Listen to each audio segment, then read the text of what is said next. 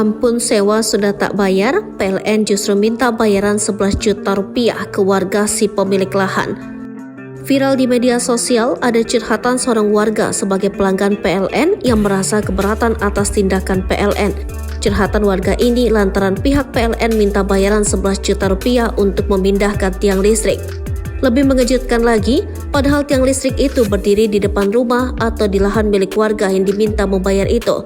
Video curhatan warga ini viral di medsos yang dapat dilihat di postingan akun TikTok Soleh Viral.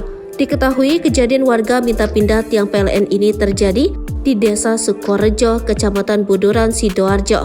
Sebelumnya kasus ini sempat telah diviralkan sejak lama oleh kuasa hukum warga bernama Soleh terkait ingin memindahkan listrik di pekarangan rumahnya. Pasca kontennya viral, wanita tersebut mengaku didatangi pihak PLN. Alih-alih menyelesaikan masalah, petugas PLN itu justru meminta bayaran 16 juta rupiah. Petugas PLN dan warga setempat pun sempat bernegosiasi dan diturunkan 5 juta rupiah. Terbaru, kini warganya mendapat surat pemindahan tiang listrik dikenakan biaya 11 juta rupiah.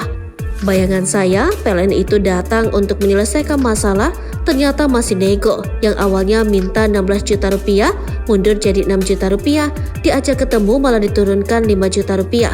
Sekarang kami dapat surat naik menjadi 11 juta 44.522 rupiah, kata Soleh. Pemilik akun menunjukkan surat dari PLN pada 7 Desember 2023 lalu. Dalam surat tersebut tertera soal persetujuan bongkar pasang tiang dan jaringan SUTM. Surat itu ditandatangani PLH Manajer Unit Pelaksana Pelayanan Pelanggan Sidoarjo, Manajer Bagian Jaringan Dona Chandra Wahyu Widian. Tiang listrik ini menurut klien Soleh berada di halaman rumahnya sejak beberapa tahun silam.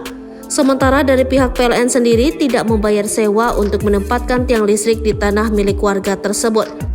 Dia mengaku heran dengan balasan dari PLN tersebut karena dirinya meminta pemindahan tiang listrik tetapi malah dikenakan biaya. Hingga berita ini diterbitkan, pihak PLN belum memberikan klarifikasinya. Download Tribun X sekarang, menghadirkan lokal menjadi Indonesia.